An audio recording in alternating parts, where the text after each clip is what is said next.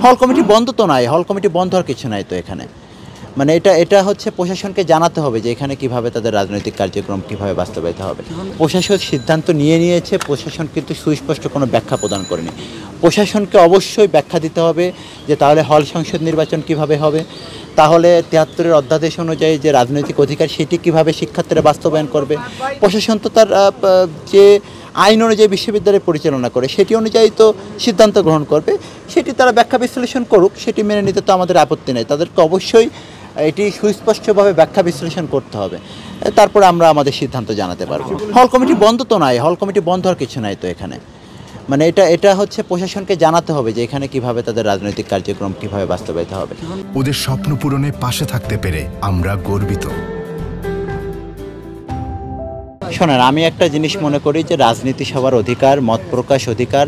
ঢাকা বিশ্ববিদ্যালয়ের সৌন্দর্য হচ্ছে মুক্ত মত প্রকাশ কিংবা মুক্ত চিন্তা প্রকাশের সৌন্দর্য। এখানে যে যার মতামত প্রকাশ করবে, যে যার চিন্তার বহিঃপ্রকাশ ঘটাবে। সেই চিন্তা কোনোভাবেই যেন বিগত আওয়ামী ফ্যাসিস্ট আমলে যে ধরনের নিপীড়নমূলক রাজনীতি, গেস্ট রুম, গণরুম কিংবা জবরদস্তিমূলক যে রাজনীতি প্রণয়ন করা হয়েছিল বা শিক্ষার্থীদের মধ্যে যে অপরাজনীতি চালু করা হয়েছিল, সেটি যাতে কোনোভাবেই না হয়। কেউ যাতে তার মত প্রকাশ, মতকে চাপিয়ে না দেয়, একই সাথে কেউ যাতে তার মত প্রকাশে বাধাগ্রস্ত না করতে পারে।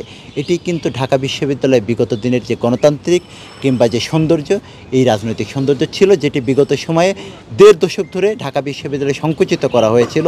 আমরা মনে করি ৫ই আগস্ট, জুলাই আগস্টের ছাত্র জনতার গণ অভ্যুত্থানের মধ্য দিয়ে যে উন্মুক্ত রাজনৈতিক পরিবেশ তৈরি হয়েছে, যে গণতান্ত্রিক চেতনা বা মূল্যবোধের রাজনীতি তৈরি হয়েছে, সেই রাজনীতিতে এই ধরনের কোনো কর্মকাণ্ড কারোর মত প্রকাশে বাধাগ্রস্ত করার কোনো সুযোগ নাই। তবে অবশ্যই সেটি যেন, সেই মত প্রকাশ যেন কোনোভাবেই কারোর উপর নিপীড়নমূলকভাবে বা জবরদস্তিমূলকভাবে চাপিয়ে দেওয়া না হয়, সেটির বিরুদ্ধে যে কেউ প্রতিবাদ করতে পারে। সেই মনোভাবকে আমরা ধারণ করি এবং সেই শিক্ষার্থীদের সেই যৌক্তিক মনোভাবকে ধারণ করে কিন্তু আমরা আমাদের রাজনৈতিক কার্যক্রম পরিচালনা করি। For more updates, follow us on Facebook, subscribe our YouTube channel, get the latest update on www.daily-sun.com.